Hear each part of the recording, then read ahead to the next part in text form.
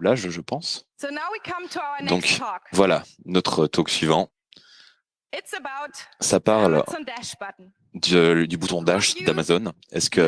Qui parmi vous sait ce que c'est déjà? Donc, à peu près tout le monde. Qui en a un? Qui en a utilisé un pour faire des achats?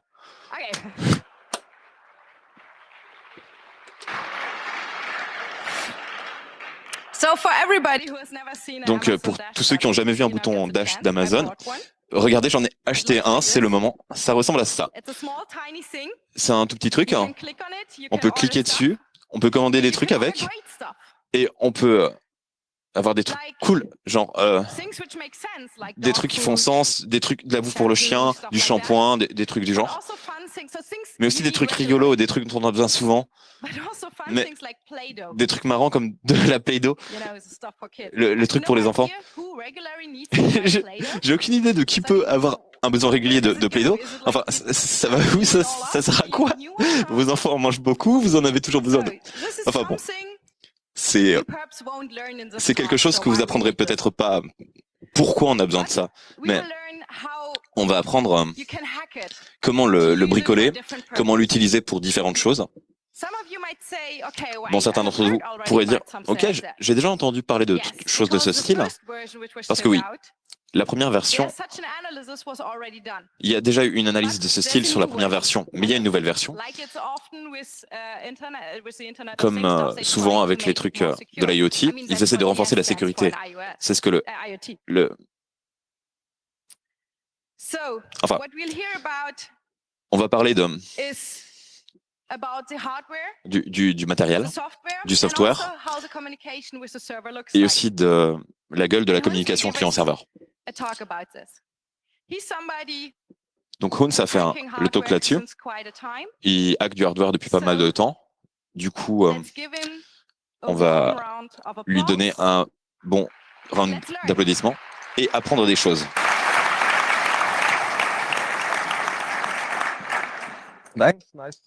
Merci, c'est cool de vous voir. Donc, regardons un peu plus en détail le bouton Amazon Dash.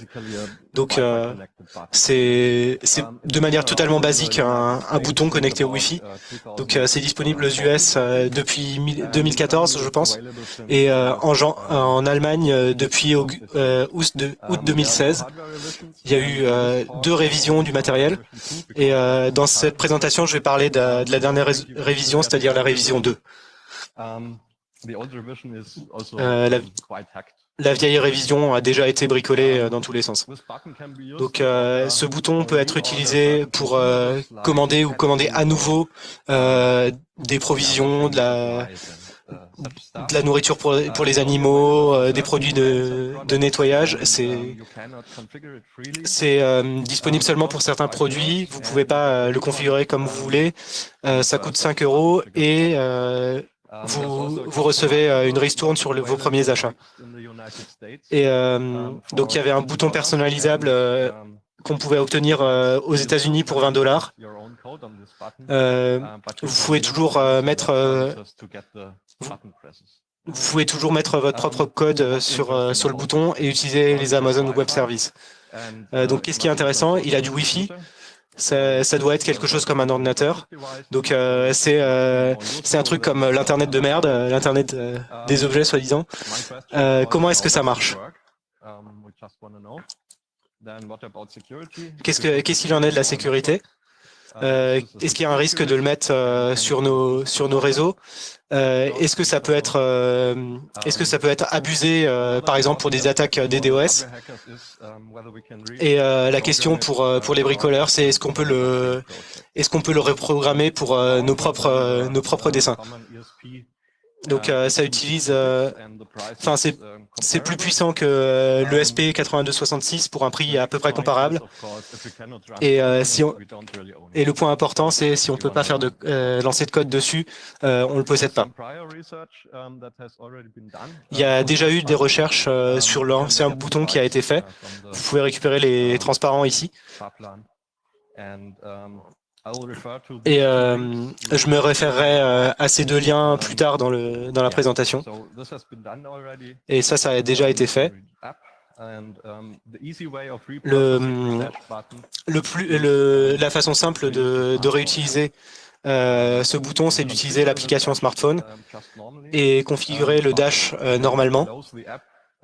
Mais on ferme l'application au moment où on choisit un produit et ça empêche le dash de commander quoi que ce soit.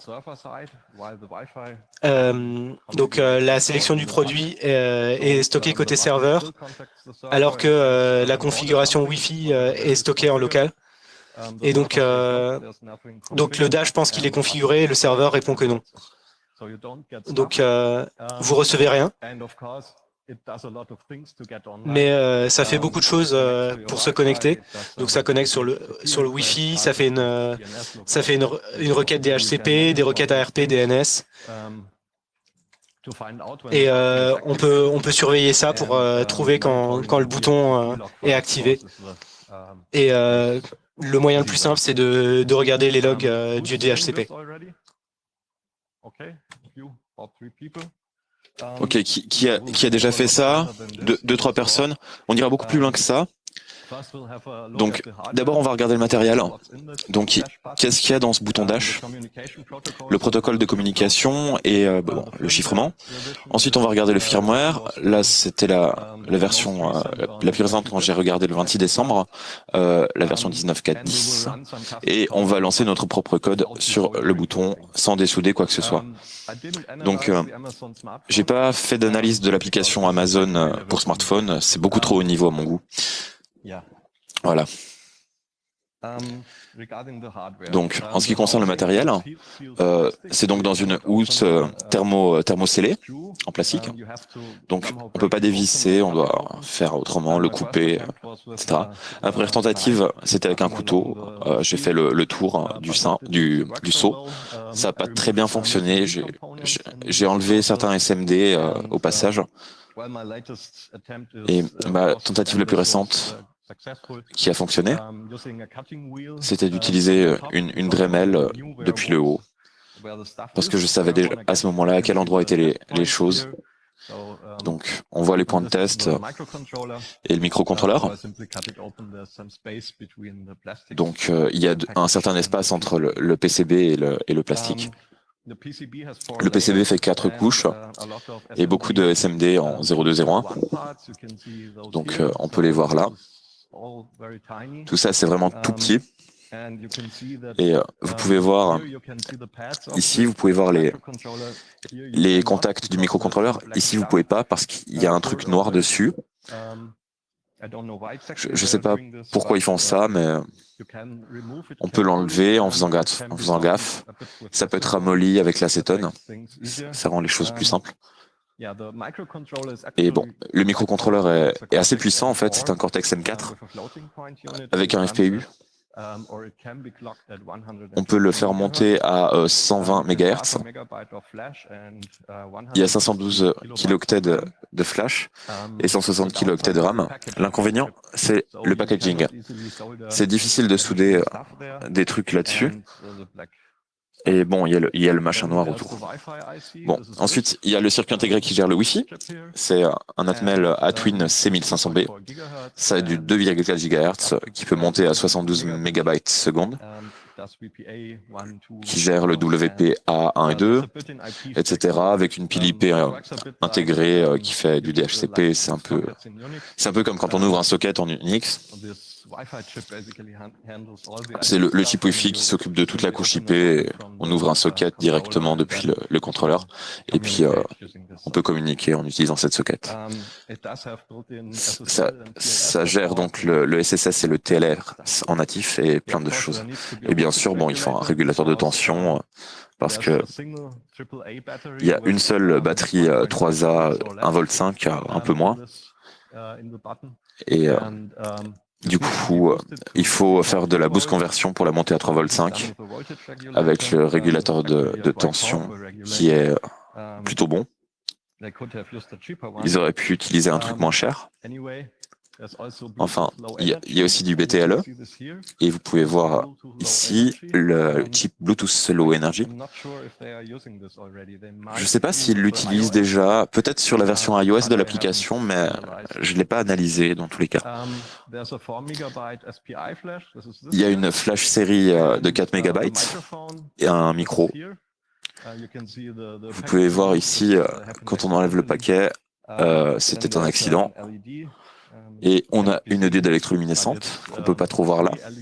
Mais bon, il y a 3 LED, une rouge, une verte et une bleue. Et l'horloge, c'est un oscillateur de 32 kHz qui la donne, le petit truc ici. Et ça génère en interne des fréquences supérieures. Il y a aussi des composants discrets par ici, utilisés pour le circuit d'alimentation. Donc, si on met tout ça ensemble, ça a à peu près 7 têtes. C'est un peu plus simple que la réalité, mais bon. Voilà, on a le connecteur, le Bluetooth connecté à un USART, le Wi-Fi est connecté sur le bus SPI, la flash SPI sur un autre. Un truc intéressant, c'est de voir qu'il y a un UART en plus qui sert au debug. La régulation de tension s'opère quand on presse le bouton. Et quelque chose qui est assez intéressant, c'est qu'il n'y a pas d'autre source pour allumer le système. Pas de RTC. Non, la batterie ne peut jamais s'allumer par elle-même. Il faut appuyer sur le bouton. Et une fois qu'il se rendort, on ne peut pas le réveiller sans qu'on presse le bouton. Donc, on a une bascule externe pour soutenir le Power Enable.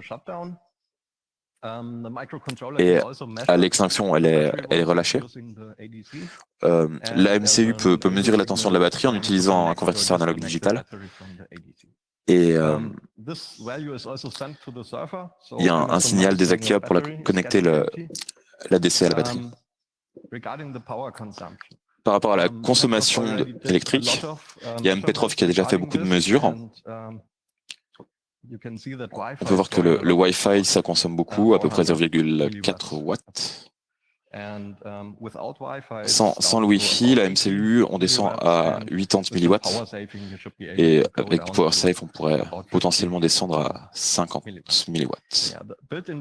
La batterie intégrée contient à peu près un demi-wattheure. Donc c'est 75 minutes Wi-Fi ou 10 heures si on considère une consommation de 50 milliwatts. Donc à la base, vous pourriez faire un micro espion, écouter le microphone et envoyer ça en Wi-Fi. Ça resterait limité avec une batterie si petite. Alors, les interfaces de debug, donc elle y est aussi. Donc, vous avez déjà vu ces points de test ici, plutôt. L'ancien bouton avait une interface OneWire et on pouvait facilement récupérer la mémoire avec ça. Celui-là, il a des points de test ici pour du single wire, mais le single wire est désactivé et la console série, elle est réduite à seulement quelques commandes. Ici, vous pouvez voir les interfaces de debugging par le dessous avec un connecteur où on peut monter un connecteur. Vous pouvez trouver ce connecteur sur le Petrov, le site web Petrov. Et le pinout est compatible avec celui de l'ancien bouton. Donc voilà les quelques commandes série qu'on peut utiliser. On peut voir dans le manuel, il y a beaucoup plus d'autres commandes et il l'utilise en usine pour faire quelques tests et de la calibration. Ça c'est le manuel que vous avez si vous ouvrez la liaison série et que vous vous connectez. Et donc vous pouvez notamment mesurer l'état de la partie. Alors Immortel, ça commande en fait la mise hors tension est automatique. Et une fois que vous voulez le faire s'éteindre, vous lancez la commande Mortal qui lui permet de s'éteindre à nouveau. Donc ensuite, vous avez quelques autres modes, la configuration, la connexion Wi-Fi, etc. Du point de vue des protocoles de communication et de la cryptographie, la communication fonctionne comme ça. Vous avez un SAMG55, c'est le microcontrôleur. Ensuite, on a la puce Wi-Fi. Ça, c'est le Atwink. Et donc, cette puce contrôle tout le TLS. Et ces deux communiquent en texte brut via le bus SPI. Et ensuite, le bouton utilise HTTPS pour se connecter au serveur d'Amazon. Donc ici, on peut envoyer des données en texte brut. Et il y a une fréquence d'horloge à 40 MHz, c'est plutôt rapide. Une des premières choses que j'ai faites, c'était d'analyser les communications, parce que je ne savais pas s'ils utilisaient TLS installé dans le Wi-Fi, dans la puce Wi-Fi ou dans le microcontrôleur. Ils l'utilisaient en fait dans le microcontrôleur dans la dernière révision. Donc j'ai mis un FPGA entre les deux pour espionner la communication. J'ai coupé le bus, comme ça je pouvais faire du man in the middle. Et donc j'ai fait ça avant de savoir comment ça fonctionnait. En fait, ça aurait pu être évité. Donc c'est facile d'enlever le microcontrôleur. Et donc j'ai fait des via manuels, donc que j'ai relié à une petite carte que j'ai elle-même reliée au microcontrôleur. Donc j'ai utilisé quelques diodes RGB. J'ai la console série, le debug via un single wire, le bouton, une alimentation 3,3 volts, et on peut voir pas mal de fils aussi. Ici sont les connexions pour le Bluetooth et le Wi-Fi. Donc voilà ce que ça donne avec la carte FPGA dessus.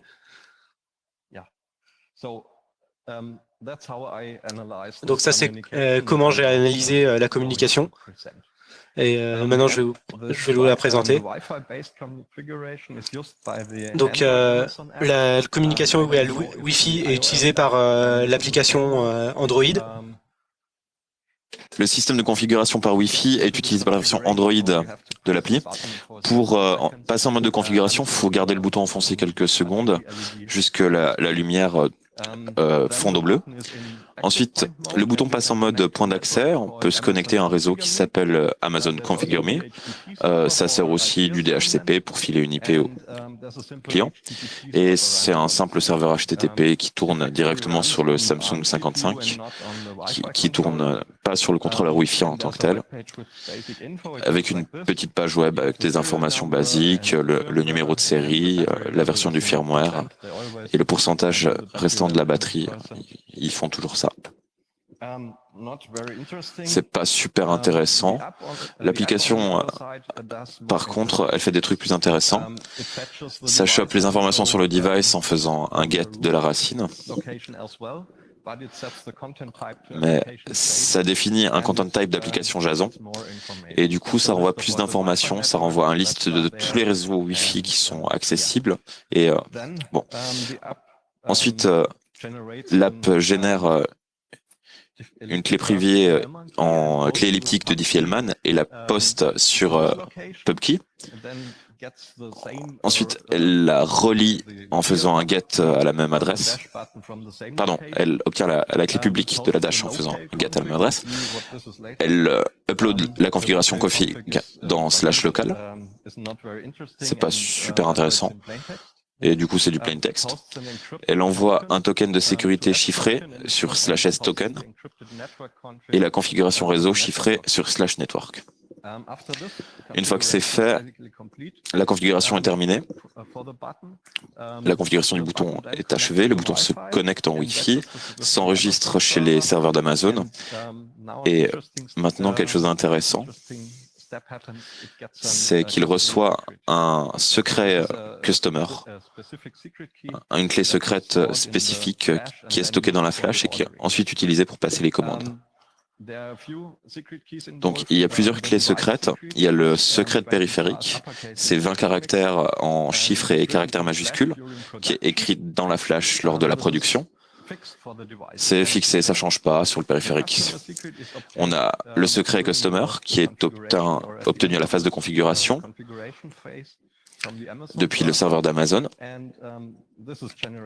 C'est généré de manière aléatoire par le serveur, à mon avis. On en trouve un nouveau si on fait une nouvelle configuration. Ces deux valeurs sont stockées dans la flash interne du microcontrôleur et ça sert pour faire du HMAC sur les requêtes. Donc, le Diffie-Hellman, les clés elliptiques, utilise la courbe prime 256V1 et l'utilise pour créer du matériel de chiffrement temporaire symétrique en AES Global Contour Mode. Ils utilisent du SHA-256 pour générer cette clé. Et les données pour le mode AES sont encodées en TLV. On a 3 tags. Le premier, enfin le 0, c'est ciphertext. Ensuite, on a un vecteur d'initialisation. Et enfin, le texte. Donc ça fait 16 octets. Ensuite, le clair texte est encodé en JSON, ce qui est assez bizarre. Mais apparemment, ils aiment bien les puzzles. Ils utilisent du TLV pour les données chiffrées. Quand on le déchiffre, on obtient du JSON. Donc voilà un exemple de données. On peut voir la clé publique. Et le local, en fait, c'est juste le pays. Le S-token, c'est le token renvoyé par le serveur. C'est un truc que l'application Amazon obtient des serveurs d'Amazon quand on la lance et qu'on commence la configuration d'un nouveau bouton. Ça relie votre bouton à votre compte Amazon. Le token fait 32 bits. Et bon, ensuite le réseau est encodé comme ça, par priorité, etc. Et quelque chose d'intéressant, c'est que le serveur HTTP a aussi un fichier qui n'est pas utilisé par l'app, c'est /flash. Et apparemment, ça permet d'accéder à la flash. J'ai pas analysé ça en détail, mais ça, il doit falloir s'authentifier apparemment. On peut pas abuser de ça sans comprendre comment la crypto fonctionne. Donc, à la fin de l'enregistrement chez Amazon, le dernier truc qu'il fait, une fois qu'il a été configuré, ça fait un post sur cette URL, sur le serveur d'Amazon, et ça transmet le numéro de série qu'on peut voir ici, et un compteur d'action, un compteur de transaction, 32 bits. On peut aussi voir le token de l'application. Ensuite, on utilise le compteur de transaction. Quand on fait les requêtes, ça empêche les attaques par rejeu. Ensuite, ils font une HMAC en utilisant la clé secrète du périphérique parce qu'on n'a pas encore de clé custom. Et la réponse à ce message contient la clé de customisation. C'est comme ça que se fait la registration. Il y a aussi des timestamps. Donc, on utilise le système de date, l'époque Unix.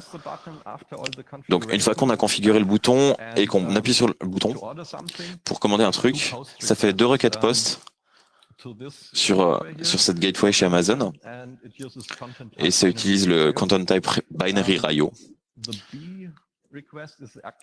La requête B, c'est la commande, et la requête D, c'est des infos de debug. Ils font de la télémétrie sur la fréquence des pressages des boutons et s'il a été appareillé avec du Bluetooth et des choses comme ça. Il me semble que j'ai un exemple un peu plus tard. C'est pas très intéressant non plus. Mais il y a un truc intéressant, c'est que le serveur peut exiger une mise à jour du firmware du bouton. Et dans ce cas-là, une requête post sur le point F est faite et ça télécharge le nouveau firmware. le poste pour la commande a cette gueule. Donc on a toujours le numéro de série, le compteur de transaction, la HMAC, et on la génère donc en utilisant le secret customization. Ça renvoie donc un code de statut HTTP, naturellement, qui permet de déterminer si la commande a fonctionné ou pas. Donc, si ça clignote en vert, c'est que ça a marché, réponse 200. Si ça clignote en rouge en clignotant, c'est l'erreur 412. Le produit n'a pas été sélectionné. Donc, on a le timestamp du serveur dans le cœur de la requête et un flag pour dire s'il faut exiger une mise à jour du firmware. Avant d'avoir toutes les clés secrètes, j'utilisais le FPGA pour m'amuser à faire changer ce flag pour recevoir des mises à jour. Mais le serveur me disait non, vous n'avez pas il n'y a pas de nouveau firmware, donc j'étais un peu déçu. Bon, les conclusions en matière de sécurité. Pendant la phase de configuration, en mode access point, on peut faire du man in the middle. On peut simuler un bouton dash. Il n'a pas besoin de s'authentifier auprès de l'application. Donc, on peut faire du man in the middle et de level twin. C'est-à-dire qu'un attaquant peut obtenir les coordonnées Wi-Fi et le token dash du système de commande. Donc, si on configure ce machin et qu'un jour votre voisin a un dash button, le configure, on peut choper son mot de passe Wi-Fi. Et bon, par contre, il faut la laisser tourner un moment et le risque n'est pas très haut parce que cette configuration se fait en peu de temps. Donc la configuration avec le serveur utilise de l'HTTPS et je crois qu'il vérifie le certificat du serveur selon Internet. Les requêtes du client, donc le client ne fait pas de sécurité, il n'y a pas de certificat, ils utilisent juste la HMAC avec le compteur et la clé secrète. Mais ça évite les attaques par rejeu et la commande sans connaître la clé secrète. Donc c'est assez solide, je pense. Mais la chose la plus intéressante en matière de sécu, c'est que le bouton est vraiment actif uniquement après un appui physique sur la clé, sur le bouton, et il n'est connecté que quelques secondes. Et si jamais il est bricolé, la durée de vie de la batterie limite la durée pendant laquelle on peut en abuser. Il n'y a pas de port dans lequel s'introduire. Donc on ne peut pas faire grand-chose depuis l'extérieur. Donc maintenant, on va regarder le firmware. Alors l'ancien bouton utilisait une puce Broadcom et un système d'exploitation temps réel avec une pile NetX pour l'IP. Donc le nouveau bouton a un système d'exploitation personnalisé. On peut rien trouver sur Internet à propos. Donc voilà la sortie du port série. Je suis pas sûr qu'il donne ces informations normalement. J'ai activé le mode développeur et la journalisation pour avoir cette information. Donc il y a plusieurs tâches. La tâche principale, c'est la tâche action. Il y a le bouton Avocado qui semble être le nom de code du projet. Il y a une tâche spéciale pour la diode RGB, un gestionnaire de commandes et un gestionnaire de réseau.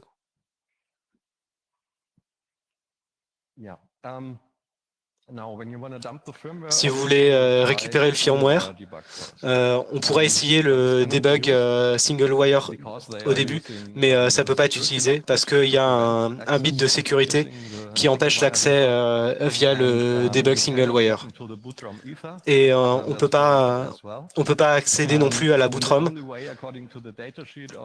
Et le seul moyen d'accéder selon la datasheet du microcontrôleur, c'est avec un effacement complet de la flash.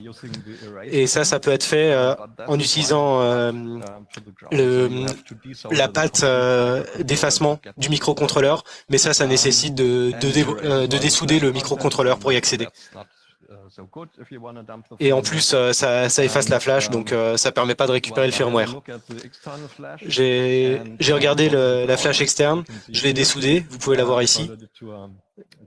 Je l'ai soudée sur un petit morceau de PCB et je l'ai branché à une Raspberry Pi. Et j'ai récupéré son contenu en utilisant un outil appelé FlashROM qui est plutôt bien. Et j'ai tout récupéré. Donc là, vous pouvez trouver au moins une partie du firmware dans cette flash. Le problème avec ça, c'est que le microcontrôleur ne peut pas utiliser le firmware directement depuis la flash. Ce firmware doit être copié d'abord vers le microcontrôleur. Et donc ça veut dire que le firmware doit aussi être présent dans la flash interne du microcontrôleur. Il y a probablement un double. Et donc ça, on peut l'éditer et le modifier avec un éditeur hexadécimal. Donc si vous regardez ce qui se passe avec la flash SPI, vous voyez qu'il utilise, il contient le firmware SPI, le firmware et aussi du stockage dynamique avec de la journalisation. Donc, vous pouvez voir le stockage dynamique et qui contient pas mal de choses en texte, donc vous pouvez voir ce qui se passe. Et le début de la flash contient une liste de blocs statiques. Et vous voyez que la structure est assez simple. C'est le nom du bloc. À la fin, il y a la version du bloc. Il y a un offset dans la flash et la longueur du bloc. Donc ça peut être récupéré facilement. J'ai écrit la structure et récupéré la liste à partir de ça. Le SAM G55, ça doit être le firmware pour le microcontrôleur. Il a 77 kilobits, donc ça correspond pas mal. Il y a un header additionnel. Et la charge de ce header et le Wi-Fi a aussi un microcontrôleur intégré qui a beaucoup de flash ici. Donc le firmware compte à peu près 400 kilooctets. Donc j'ai récupéré le bloc SAM G55 et je l'ai analysé.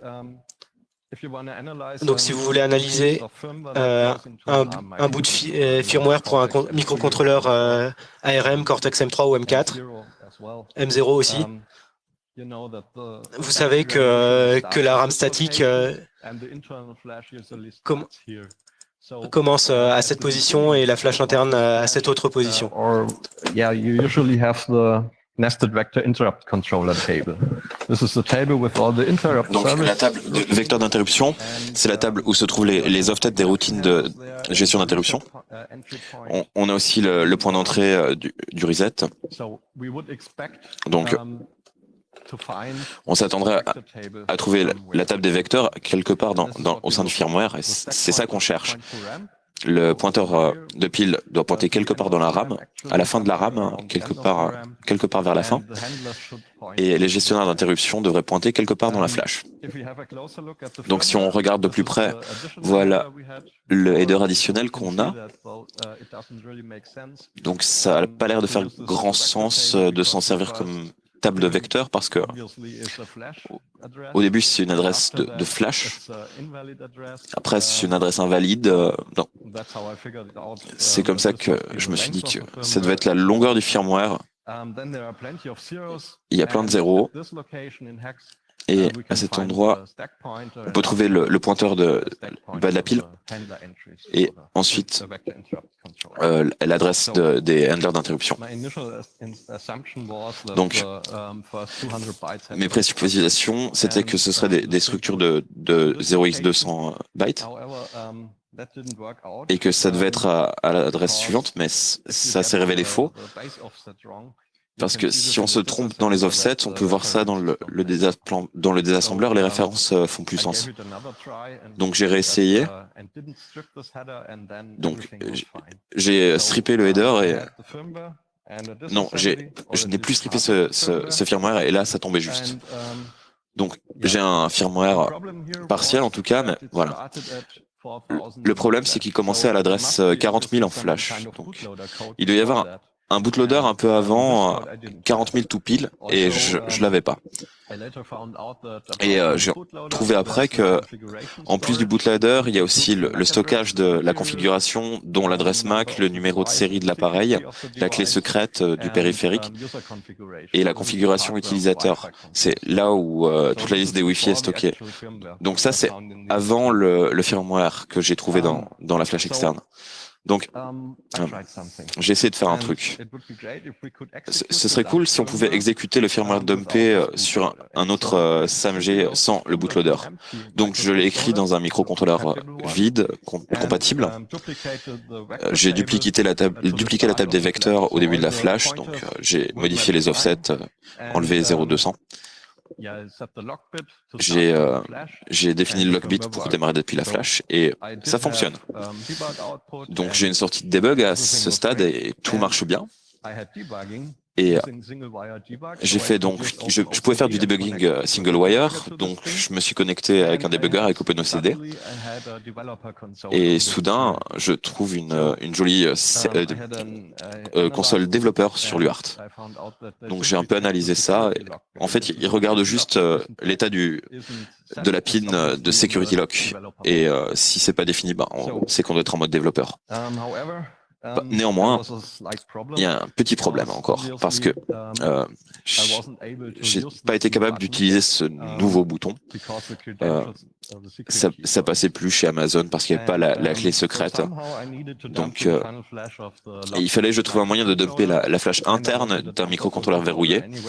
Et je voulais le dump du bootloader, donc dans tous les cas, j'ai cherché de l'exécution de code. Ça voulait dire aussi exploiter le firmware d'une façon ou d'une autre. Donc si vous avez un désassemblage du firmware et un accès au debug, ça peut pas être beaucoup plus confortable pour essayer de faire des exploits. Vous pouvez regarder les registres, faire des traces, et ça rend les choses beaucoup plus faciles. Donc la chose la plus simple, c'était de mettre une ligne très longue sur l'interface série. Il y avait bien une vérification de la longueur sur l'interface série. C'est limité à 256 octets. Donc ça, c'était surprenant. Donc j'ai essayé d'autres options. Donc on peut exploiter des protocoles de bas niveau comme DHCP, mais ça attaquerait la puce Wi-Fi et pas le microcontrôleur. Sur le microcontrôleur, il y a un serveur HTTP qui tourne et il a un parseur TLV et JSON. Et il y a aussi quelque chose d'avant, une configuration audio. Ça, c'est utilisé par l'ancien bouton, parce que si on utilisait une appli iOS, je ne sais pas si c'est toujours utilisé avec le nouveau bouton ou si ça a été changé en Bluetooth, mais le code est toujours là et il supporte toujours le protocole de configuration audio. Donc ça a été analysé par Jay Greco. Avant de se plonger là-dedans, je l'ai contacté parce que j'avais pas de données d'exemple. Donc je lui ai demandé s'il pouvait m'envoyer un fichier et l'enregistrement de façon à ce que je pouvais avoir des informations de connexion valides. Et il m'a envoyé un échantillon et quelques mises à jour sur son blog.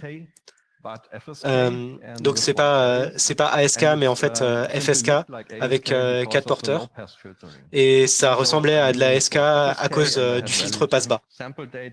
Donc maintenant j'avais des données d'exemple, donc j'ai analysé ces données d'exemple. Donc ça c'est la charge du protocole audio. Il y a un préambule, la longueur du paquet sur un octet, Et le paquet total doit être plus petit que 128 octets. Il y a un CRC, il y a l'identificateur du serveur. Donc il y a un mot de passe, et le royaume, c'est en fait le pays.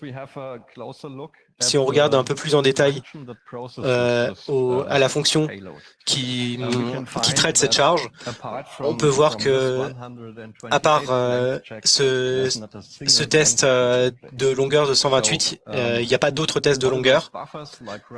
Et donc tous ces buffers, en fait, ils sont copiés directement sur la pile. Et donc ils sont triviaux en fait à utiliser, à détourner. J'ai utilisé le royaume parce que je pensais que c'était la fin, ce qu'il y avait à la fin de la pile. Donc maintenant on peut regarder comment se comporte la pile. On peut voir le buffer de Realm et d'autres 10 octets supplémentaires qui sont disponibles pour notre charge utile. Il y a aussi un peu d'espace dans les tampons pour le SID et pour le mot de passe, mais il faut qu'on s'assure qu'on ne dépasse pas les 127 caractères totaux de charge utile.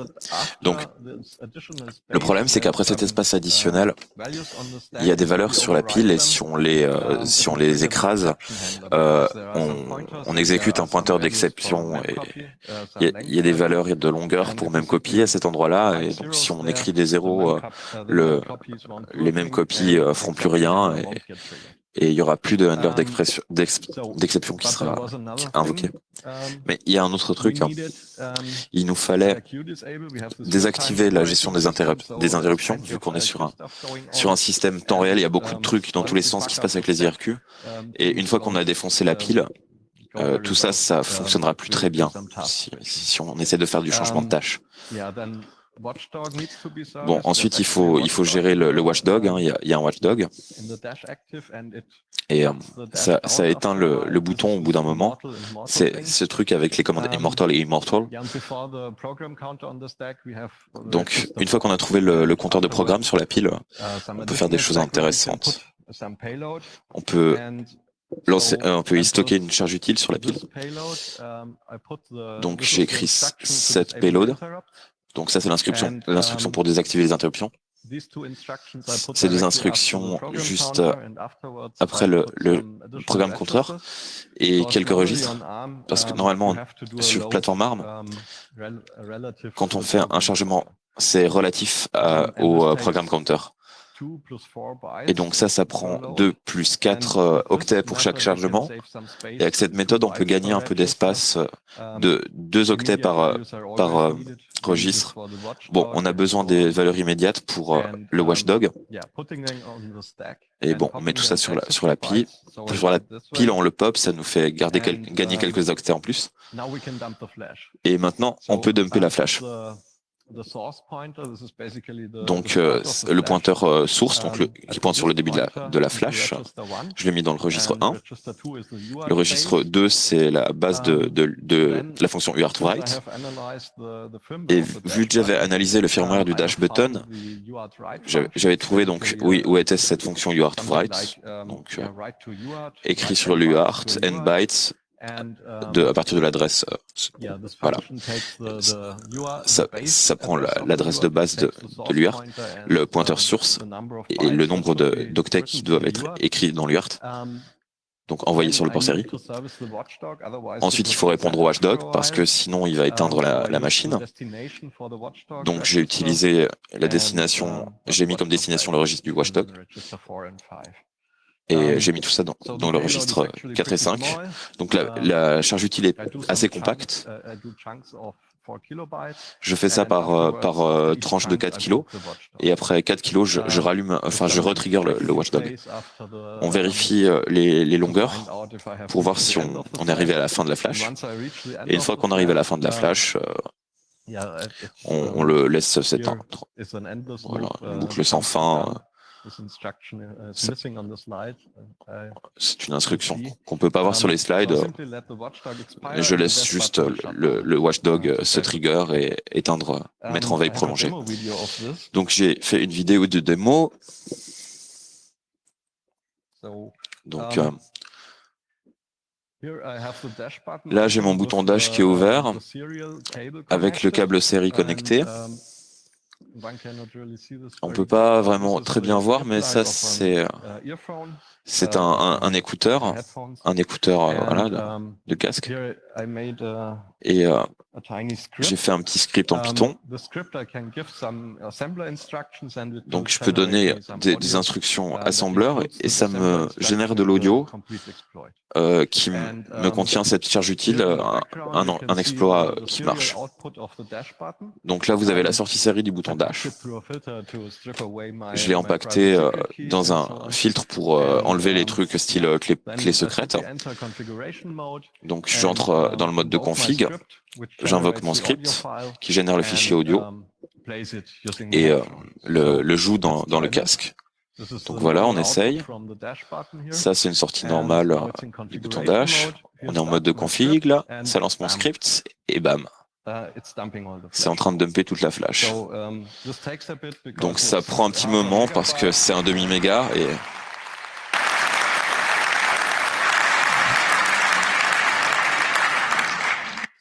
Donc voilà. Donc l'audio, ça dure pas très longtemps. Il n'y a pas besoin de grand chose. Elle est répétée plusieurs fois, donc un de ces paquets au moins sera reçu correctement. Le parleur interne broadcast bien. Donc il y a quelqu'un qui a fait une vidéo YouTube qui peut fonctionner, qui peut être utilisée pour ça. Donc jusque-là, ça a marché. La question, c'est bon, comment faire? Amazon va probablement sortir une mise à jour du firmware un jour qui patchera. Et ils peuvent pas mettre à jour les boutons actuels, sauf si ils peuvent joindre le serveur d'Amazon. Donc, si vous voulez exploiter votre bouton, ouais, et que vous voulez les reprogrammer, vous devriez le désinscrire du logiciel. Comme ça, si vous appuyez sur le bouton, il ne peut pas obtenir de mise à jour accidentellement du firmware. Bon, maintenant, comment on fait pour enlever le bit de sécurité sans effacer? Parce que je ne peux pas utiliser l'exploit pour faire ça, c'est pas faisable. Ça pourrait peut-être être possible de faire un effacement complet en logiciel. J'ai pas essayé, hein. Mais à part ça, il nous faudrait un loader multi-étage pour réécrire la flash avec un custom, un firmware bizarre. Donc vous pouvez trouver des utilitaires, un système, des annotations du désassemblage du firmware sur GitHub. Il y a aussi un lien sur la page Farplan si jamais. Et je ne sais pas si je vais continuer à travailler là-dessus, donc si vous voulez continuer, contactez-moi et je vous aiderai avec plaisir. Vous pouvez me contacter voilà, sur Freenode, sur le DECT. Et voilà, ceci conclut mon talk pour le moment. Donc, on va passer aux questions.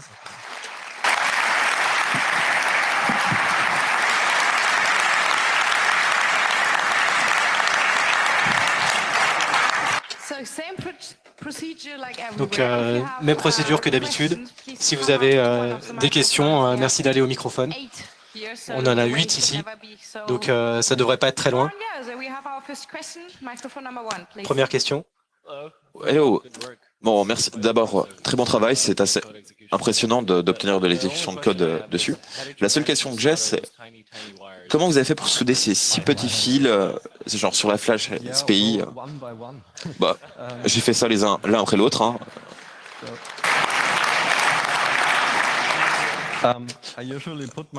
En général, je mets mon doigt par-dessus ceux que j'ai déjà soudés et j'essaie de juste toucher avec la pointe un instant celui qui suit, sans retoucher les précédents et les faire lâcher. Et les autres, je les laisse appuyer avec un truc. Là est toute la magie. Des câbles de quel diamètre? Du câble magnétique, du 0,1 mm. On a une autre question d'Internet. Oui, merci. Alors, d'abord, merci pour la présentation. Qu'est-ce que vous avez utilisé comme désassembleur? Aida. Microphone numéro 4. Super cool. Juste une question. Ça a pris combien de temps l'ingénierie inverse au total pour obtenir ces résultats? Des jours, des semaines, des mois? Ça, c'est une bonne question. J'ai pas vraiment fait attention au temps que j'ai passé à ça. Parce que avec des gens, certaines personnes ont acheté un ticket de cinéma et ont eu 10 minutes où ils se sont amusés. Moi, j'ai acheté un bouton pour $5 et je me suis amusé pendant plusieurs semaines. Et en fait, c'était pas si difficile parce que il y avait pas mal de choses, de résurgence dans le code et on pouvait voir facilement les noms des fonctions et simplement faire le tri assez facilement. Là-haut, une question. Donc, au début, il y avait un timestamp, si j'ai bien vu, sur 4 octets. Ils n'ont pas entendu parler du bug de l'an 2038? Ouais, alors j'ai aucune idée de ce qui va se passer à ce moment-là. Peut-être qu'il y aura une mise à jour du firmware à ce moment-là. Alors, il y a aussi les certificats qui sont enregistrés dans le contrôleur Wi-Fi et il faut qu'ils les mettent à jour de temps en temps. Donc ça peut être mis à jour aussi, je pense. J'ai trouvé ça assez bizarre de leur part. Microphone numéro 4. Ouais, bon travail. J'ai essayé de récupérer le firmware avec une attaque de type Powerline, mais j'ai pas réussi. Mais est-ce que vous avez une idée de à quoi sert la connexion UART vers le Bluetooth? J'ai pensé que peut-être qu'il l'utilisait dans la version iOS de l'appli, mais j'ai pas d'appareil iOS, donc je peux pas confirmer ou infirmer. Mais c'est sûr qu'il parle au Bluetooth un petit peu et qu'il vérifie bien qu'il est là. Donc une fois que je l'ai déconnecté, le firmware s'initialisait plus, mais j'ai pas regardé ça de plus près. Donc la version Android de l'appli n'utilise pas du tout le BTLE. Ok, on a une autre question d'Internet. Est-ce que vous pensez que c'est possible d'installer un système d'exploitation comme Linux sur le bouton? Non. La différence entre un microcontrôleur et un CPU généraliste, c'est la gestion mémoire, la MMU. Le MMU n'en a pas. Enfin, le microcontrôleur n'a pas de MMU. En gros, on pourrait essayer Micro Linux ou UC Linux, mais je pense pas que 160 kilooctets de RAM soit suffisant pour un Linux. Donc, il y a beaucoup de tout petits systèmes d'exploitation temps réel qui sont open source qu'on pourrait utiliser, mais pas Linux. Ok, merci beaucoup. Merci beaucoup. Sous vos applaudissements.